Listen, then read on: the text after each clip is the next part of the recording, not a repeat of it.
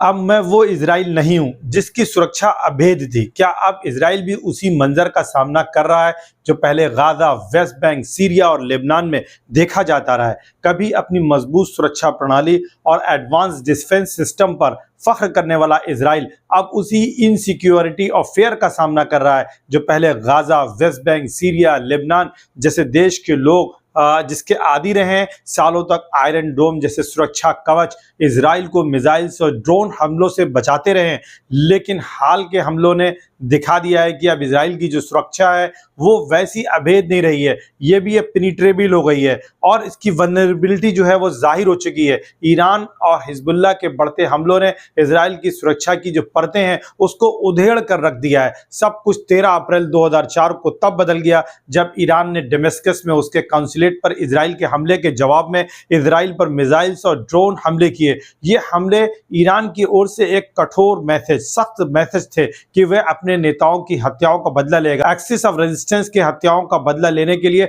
वो अब किस हद तक जा सकता है। फिर जुलाई 2024 में जब इस्माइल हानिया की हत्या ईरान में हुई और सितंबर के अंत में हसन नसरुल्लाह की इजरायली हमले में मौत ने पूरे क्षेत्र में जो टेंशन को क्रिएट किया और उसके बाद डायनामिक्स को चेंज कर दिया। 1 अक्टूबर 2024 को ईरान ने बैलिस्टिक और हाइपरसोनिक मिसाइल से इजराइल के मिलिट्री बेसिस पर निशाना बनाया हसन नसरुल्लाह की मौत का बदला लेने के लिए, जिसमें नेवाती में एयरबेस को भारी नुकसान हुआ। और ये वो दिन था जब इजराइल ने पहली बार महसूस किया कि उसकी सुरक्षा अब पहले जैसी नहीं रही है। इसके बाद अब हिजबुल्लाह ने बिन यामिना शहर के पास ड्रोन के हमलों से इजरायली सैनिकों को निशाना बनाया है, जिसमें 4 सैनिक मारे गए हैं ऐसा दावा किया जा रहा है और माना जा रहा है कि इसमें 100 से ज्यादा इजरायली सैनिक घायल हुए हैं। और ये इजराइल के लिए बहुत बड़ा झटका है क्योंकि अब वो उसी विनाश और असुरक्षा का सामना कर रहा है जिसे उसने पहले दूसरों पर थोपा था। इजराइल जो कभी खुद को सुरक्षित मानता था, सिक्योर मानता था, अब उसी तरीके के दृश्य का सामना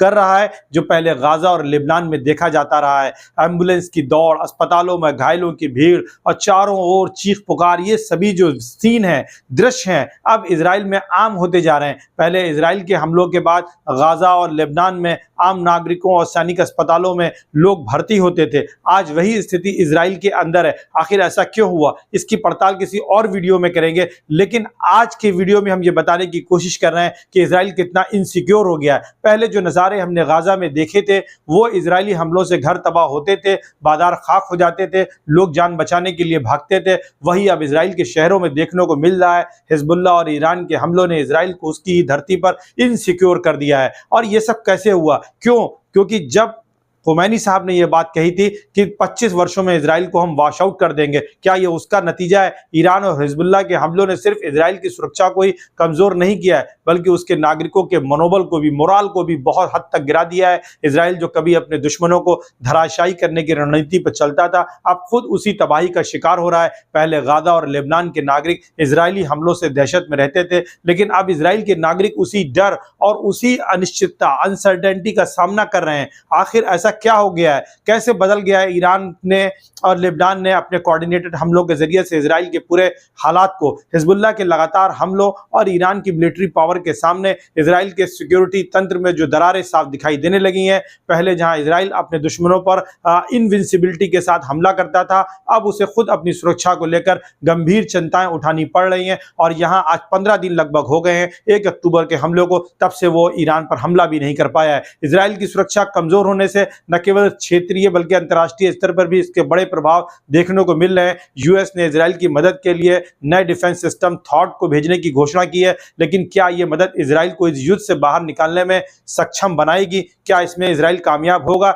यह सवाल बना हुआ है। साथ ही इजराइल के यूएन पीस कीपर्स पर हुए हमलों और सिविलियन क्षेत्रों पर हमला करने के आरोपों ने उसकी जो वैश्विक स्थिति है, ग्लोबल पोजीशन को भी काफी कमजोर किया है। ईरान और हिजबुल्लाह के इन कोऑर्डिनेटेड हमलों से यह साफ है कि इजराइल अब पहले जितना सुरक्षित नहीं रहा। ईरान ने 1 अक्टूबर 2024 को जिस तरह बैलिस्टिक और हाइपरसोनिक मिसाइल से इजराइल के मिलिट्री बेसेस को टारगेट किया, उससे एक बात बिल्कुल साफ हो गई है कि यह लड़ाई अब एक नए लेवल पर पहुंच चुकी है। नेवातिम एयरबेस और अब बिन यामिना बेस पर हुआ हमला यह दिखाता है कि इजराइल के प्रमुख मिलिट्री इंस्टॉलेशन भी अब पूरी तरह से सिक्योर नहीं है। हिजबुल्लाह ने इस हमले के तुरंत बाद इजराइल के अंदर एक और ड्रोन हमला करके अपनी ताकत का इजहार कर दिया है। पहले इजराइल अपने हाईटेक डिफेंस सिस्टम जैसे आयरन डोम, पर निर्भर रहता था। इसी तरह डेविड स्लिंग और थॉट पैट्रियट जी सिस्टम उसके बड़े इफेक्टिव थे, लेकिन अब इन हमलों से साबित हो रहा है कि उसकी डिफेंसिव कैपेबिलिटीज में भी काफ़ी कमियां हैं, जिनका फ़ायदा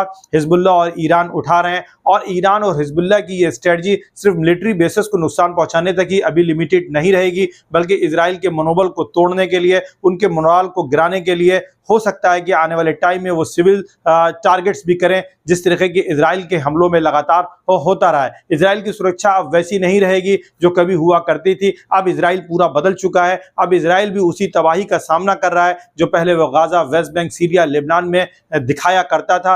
हिजबुल्लाह और ईरान के हमलों ने इजराइल के भीतर भय और अराजकता का माहौल जो पैदा कर दिया है। अब इजराइल को यह समझना होगा कि उसकी सुरक्षा प्रणाली में गंभीर खामियां हैं और उसे अपने अस्तित्व की रक्षा के लिए नई रणनीतियों पर विचार करना होगा। और सबसे अच्छी रणनीति यह होगी कि अब टू नेशन स्टेट की बात को स्वीकार कर ले और एक स्वतंत्र पैलेस्टाइन स्टेट उभर करके आए जिसकी कैपिटल मस्जिद अल-अक्सा के साथ हो। इजराइल अब वो देश नहीं रहा जिसकी सुरक्षा अवैध थी, इसे यह मानना होगा, बल्कि उसी असुरक्षा का सामना कर रहा है जो उसने दूसरों पर थोपी थी।